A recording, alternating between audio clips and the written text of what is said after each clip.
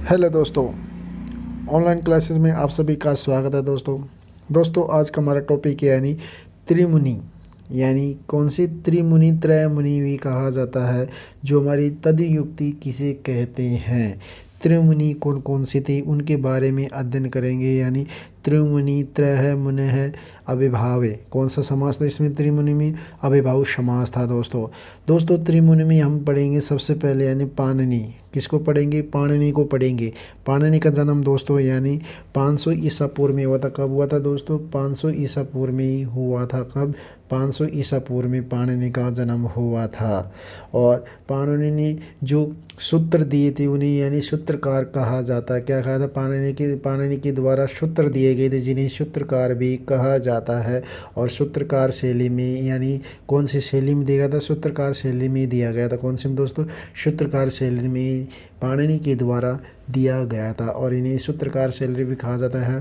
पाणिनि का जन्म 500 ईसा पूर्व में माना गया है। कितना? 500 ईसा पूर्व में माना गया है। और पाणिनि के अन्य नाम, पाणिनि को पाणिनि कहा जाता है। क्या कहा जाता है दोस्तों? पाणिनि को पाणिनि कहा जाता है। अहिक भी पाणिनि को कहा जाता है। पाणिनि के पाणिनि कहा जाता है। शालातुर यानी शालातुर भी पाणिनि को कहा जाता है, क्योंकि ये यानी इनका जन्म स्थान शालातुर में होने के कारण ये शालातुरी भी पन्ने कहा जाता है। और दाक्षीपुत्र, इन्हें पाणिनि को दाक्षीपुत्र के नाम से भी जाना जाता है, क्योंकि इनकी माता का नाम दाक्षी होने के कारण ये दाक्षीपुत्र कहलाए थे। और सारलिंग यानी सारलिंग भी कहते हैं। सालिंग भी कहते हैं। कौन से? यानी किसे? शालिंग भी कहते हैं। किसको? यानी पाणिनि को शालिंग भी कहते हैं। पाणिनि, आहिक, पाणिनि, शालातुर, दाक्षीपुत्र और शालिंग इन उपनामों से भी पाणिनि को जाना जाता है। क्या नाम है? पाणिनि को इस नामों से भी जाना जाता है। दोस्तों पाणिनि की माता का नाम, पाणिनि की माता का नाम है दोस्तों दाक्षिता। क्या नाम है दोस्तों? दाक्षी। पाणिनि की माता का नाम दाक्षी है। पिता का नाम पाणिनि था, इसलिए पाणिनि कहा जाता था। इनके गुरु के नाम वर्षाचार्य था। कौन था? पाणिनि के गुरु वर्षाचार्य था। और पाणिनि का जन्म स्थान दोस्तों शालातुर यानी कौन था? शालातुर था, जो लाहौर के पाकिस्तान में है। यानी वर्तमान पाकिस्तान में है। कौन से? पाकिस्तान में भी है लाहौर। वहाँ पे शालातुर में इनका जन्म हुआ था जो है। और इनकी शिक्षा दोस्तों सखी यानी तक्षशिला विश्वविद्यालय में की थी। इन्हें पाणिनि के द्वारा जो शिक्षा ग्रहण की गई थी वो तक्षशिला विश्वविद्यालय में की थी। और ये नालंदा विश्वविद्यालय के क्या थे? आचार्य थे। पाणिनि कौन थे? जो नालंदा विश्वविद्यालय के क्या थे दोस्तों? आचार्य थे। और पाणिनि की मृत्यु दोस्तों यानी कब हुई थी? पाणिनि की मृत्यु दोस्तों सिंह के द्वारा हुई थी। कब हुई थी? सिंह के द्वारा पाणिनि की मृत्यु हो गई थी। किसको? सिंह के द्वारा पाणिनि की मृत्यु हुई थी। कब? और त्रयोदशी के दिन हुई थी। कब? यानी दोस्तों त्रयोदशी के दिन यानी पाणिनि की मृत्यु हुई थी। कब हुई थी दोस्तों? पाणिनि की मृत्यु हुई थी दोस्तों। इसलिए हमने त्रिमुनियों में से हमने पाणिनि के बारे में अध्ययन कर चुके हैं दोस्तों। अगला हमारा मुनि आता है। क्या है? पाणिनि की काव्य रचना। पाणिनि की काव्य रचना है दोस्तों यानी जम्बावती विजम। क्या नाम है दोस्तों? जम्बावती विजम थी। यानी पाणिनि की काव्य रचना कौन सी है दोस्तों? जम्बावती विजम थी। और पाताल विजम यानी दो महाकाव्य रचना थी। एक तो जम्बावती विजम और पाताल विजयम थी। उसी प्रकार दोस्तों पाणिनि के द्वारा एक और महाकाव्य की रचना की गई है। कौन से महाकाव्य की रचना है? पंचपाठी महाकाव्य, जिसकी 5 धातु थे। कौन सी 5 धातु थे? एक तो धातु पाठ था, सूत्र पाठ था, गण पाठ था, उणादि पाठ था और लिंग अनुशासन पाठ था। यानी कौन सा? लिंग अनुशासन पाठ था। यानी लिंग अनुशासन यानी पंचपाठी रचना की कितने धातु थे? 5 धातु थे। कौन से पंचपाठी धातु कितने? 5 सूत्र पाठ, धातु पाठ, गण पाठ, उणादि पाठ और लिंग अनुपात था। और पाणिनि के द्वारा काव्य रचना 2 थी। एक तो जम्बावती विजम और पाताल विजम थी। कौन थी? जम्बावती विजम और पाताल विजम थी। और इनके द्वारा महत्वपूर्ण रचना है अष्टध्यायी। पाणिनि की महत्वपूर्ण रचना कौन सी है दोस्तों? अष्टध्यायी महत्वपूर्ण रचना है। पाणिनि की सबसे महत्वपूर्ण कौन सी है? अष्टध्यायी रचना है दोस्तों। उसके बाद हमारा दूसरा मुनि आता है दोस्तों कात्यायन। कौन सा आता है दोस्तों? कात्यायन आता है, जिसका जन्म यानी 385 ईसा पूर्व में माना जाता है। इन्हें यानी उन्होंने सूत्र की जगह पे वार्तिक यानी सूत्रों की व्याख्या करने वाले या वार्तिक लिखे के कात्यायन के द्वारा वार्तिक लिखे गए थे, इन्हें वाक्य यानी वार्तिकाकार भी कहा जाता है। यानी कात्यायन के द्वारा क्या लिखा गया था दोस्तों, वार्तिकार कहा, यानी वार्तिक लिखे गए थे जिन्हें वार्तिकार भी कहा जाता है। क्या कहा जाता है दोस्तों, वार्तिकार भी कहा जाता है। और इनकी शैली भी वार्तिकार शैली ही बनी गई थी। कौन सी, यानी सूत्र शैली क्या थी, वार्तिकार शैली थी। कात्यायन के अन्य नाम, कात्यायन के अन्य नाम है दोस्तों, यानी कात्यायन जो कात्यायन के अन्य नाम है, जो कात्य नाम से भी जाना जाता है, क्योंकि इनको कात्य नाम से भी जाना जाता है, कात्यायन के नाम से भी जाना जाता है, पुनर्वसु के नाम से भी इनका कात्यायन का नाम मिलता है, और इन्हें वररुचि के नाम से भी जाना जाता है। सबसे ज़्यादा वररुचि एग्जाम में आता है दोस्तों, कहाँ पे दोस्तों, वररुचि एग्जाम में आता है। इन्हें मेधादित्य के नाम से भी जाना जाता है, और इसे दक्षिणाताई यानी दक्षिणिका होने के नाते इन्हें दक्षिणाताई के नाम से भी जाना जाता है। किसके, कात्यायन। कात्यायन का जन्म दोस्तों कब हुआ था, 350 ईसा पूर्व में। कब हुआ दोस्तों, 350 ईसा पूर्व में कात्यायन का जन्म हुआ था।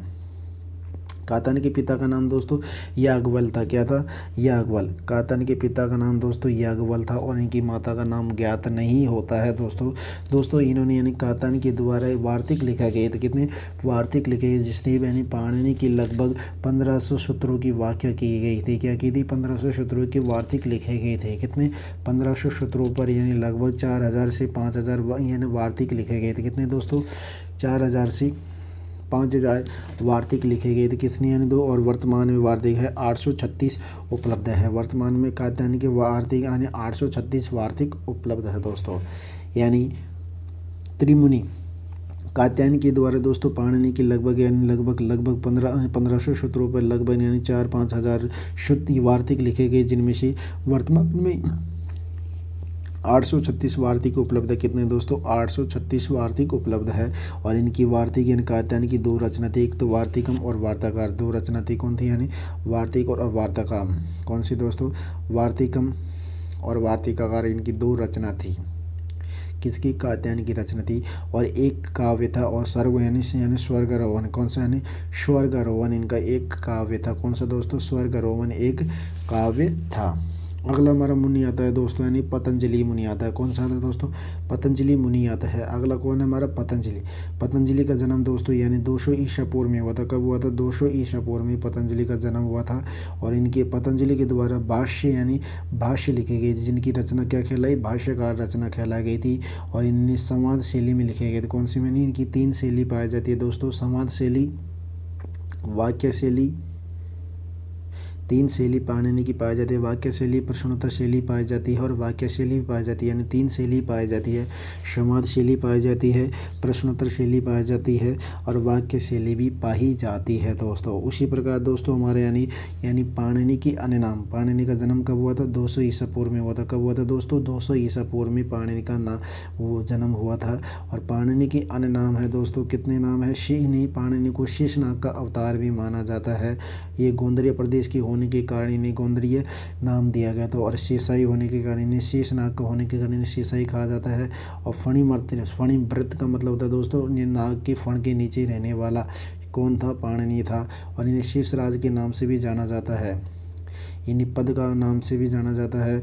और ये गौणी का पुत्र होने, यानी इनकी माता का नाम क्या था, गौणिका था, इसलिए गौणी का पुत्र होने के कारण इन्हें गौणिका भी कहा जाने लगा, गौणी का पुत्र।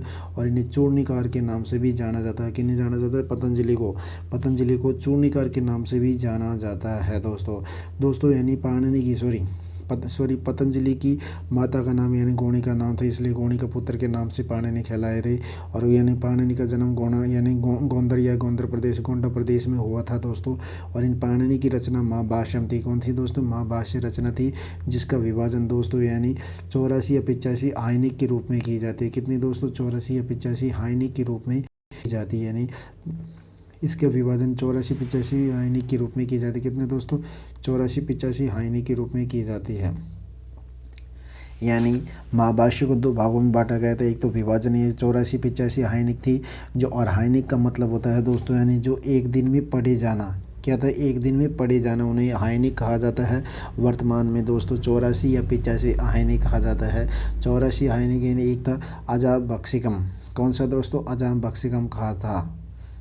उसी प्रकार दोस्तों यानी प्रथम आयनिक है दोस्तों हमारा है, प्रथम आयनिक कौन सा है दोस्तों, पशपाशिक आयनिक है। कौन सा पशपाशिक आयनिक है? पशपाशिक आयनिक कहा जाता है। कौन सा दोस्तों? पशपाशिक आयनिक कहा जाता है। इसको अर्थ होता है दोस्तों प्रस्तावना होता है। इसका अर्थ होता है प्रस्तावना होता है। इन्होंने वार्तिकों का खंडन और सूत्रों की स्थापना की थी। क्या की थी? वार्तिकों का खंडन किया था और सूत्रों की स्थापना की गई थी। जबकि अष्टध्यायी किसके द्वारा लिखे, सूत्र किसके द्वारा लिखे गए थे?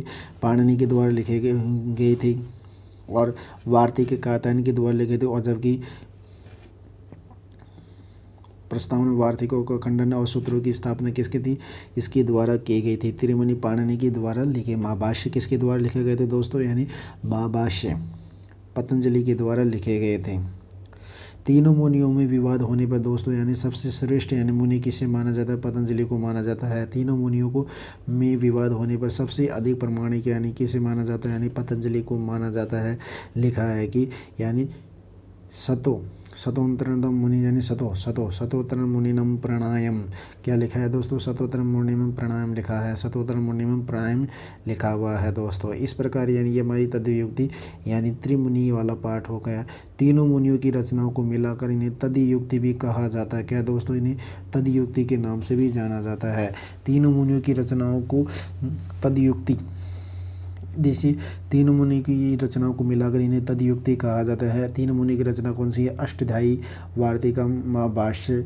इन्हें तद्युक्ति के नाम से भी जाना जाता है। तद्युक्ति का सूत्र है दोस्तों तेसायम युक्ति। क्या नाम है दोस्तों? तेसायम युक्ति नाम है। क्या है? तेसायम युक्ति कहा जाता है। कौन से है?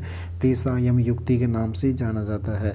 इसलिए तीन मुनि कौन कौन से हैं दोस्तों? यानी पाणिनि है, कात्यायनी है। इनको आप एक विवरण के द्वारा निम्न समझा सकते हैं।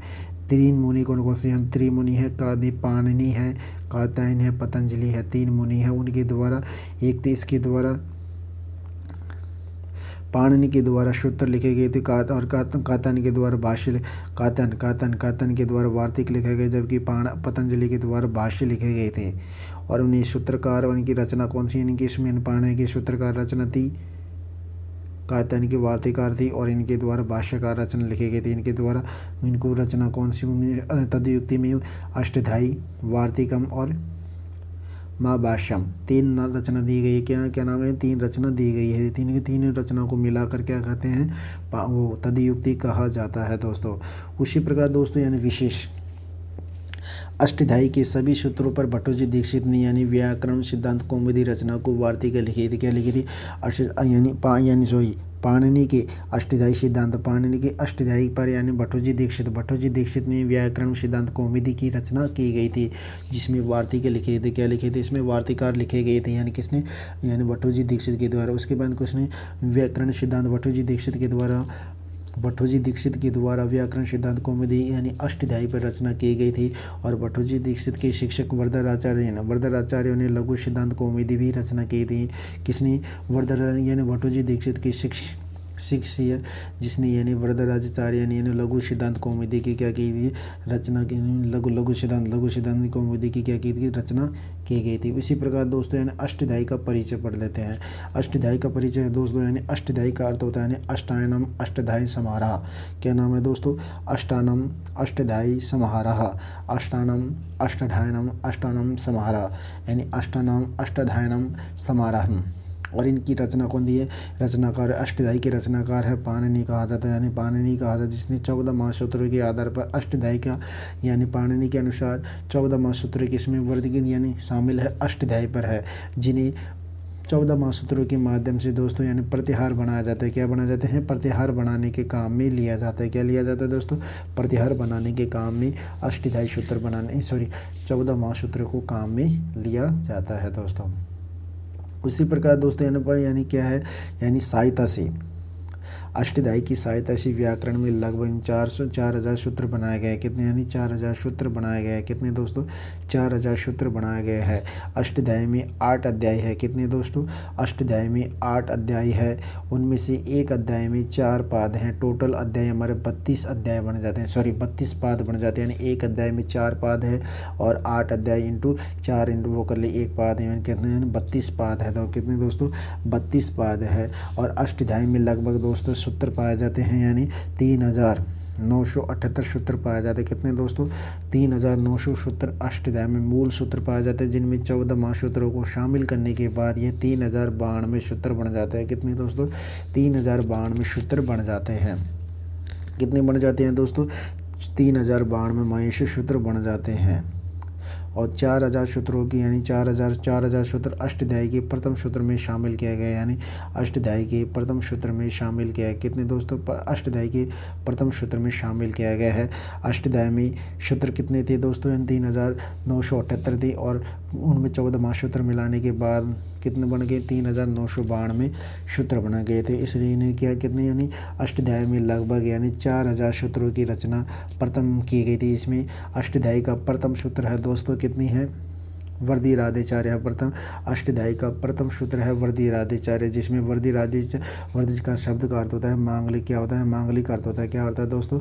मांगलिक अर्थ होता है। और अंतिम सूत्र है वर्धि, यानी अष्टाध्यायी का अंतिम सूत्र का है ऐता। ए और ऐत है। अंतिम सूत्र कौन सा है? यानी अष्टाध्यायी का ए और ए है दोस्तों। उसी प्रकार दोस्तों अगले वीडियो में हम वर्ण विचार पढ़ेंगे। क्या हम पढ़ेंगे दोस्तों? वर्ण विचार के बारे में अध्ययन करेंगे। फिलहाल इतना ही। नमस्कार दोस्तों।